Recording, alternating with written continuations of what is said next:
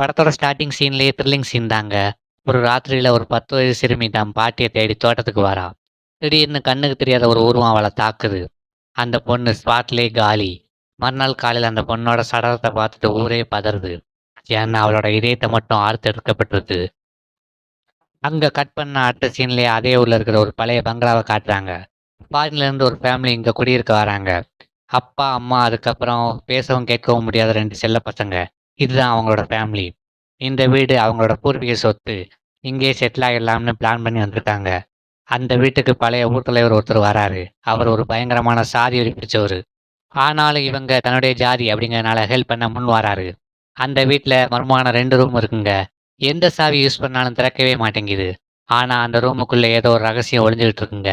இன்னொரு பக்கம் அந்த சிறுமி கொலையை இன்வெஸ்டிகேஷன் பண்ண நம்ம ஹீரோ என்ட்ரி கொடுக்காரு. கூடவே சிங்கம்புலியும் வராரு.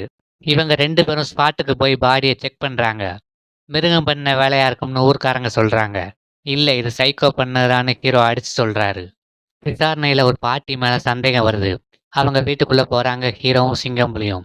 அங்க ஒரு மர்மமான செடியை ஹீரோ பாக்குறாரு. அந்த செடி கிட்ட கைய கொண்டு போனா கைய கடிக்குதுங்க. என்னடா செடி கடிக்குதுன்னு ஹீரோ ஷாக் ஆகுறாரு. அந்த செடிய ஃபோட்டோ எடுத்துட்டு ஒரு பைத்தியர போய் பார்க்குறாரு நம்ம ஹீரோ. அடுத்த சீன்லயே அந்த பழைய பங்களாவுக்கு முன்னாடி ஒரு பாட்டி மயங்கி விழுதாங்க. அந்த ஃபாரின்லேருந்து வந்தவர் அந்த பாட்டிய வீட்டுக்குள்ள தூக்கிட்டு வராரு.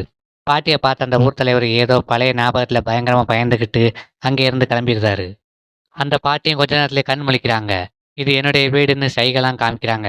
சடனா அங்க ஒரு உடுக்க சத்தம் கேட்குதுங்க. அத கேட்டதும் அந்த பாட்டி அலறி துடிச்சு மயங்கி விழுந்திருந்தாங்க. அந்த பாட்டிய காப்பாத்த வைத்தியரை தேடி போறான். வழியில அந்த ஊர் தலைவரை பார்க்கான். அவர் ஒரு பயங்கரமான ஒரு பிளாஷ்பேக்கை ரிவீல் பண்ண ஆரம்பிக்கிறாரு.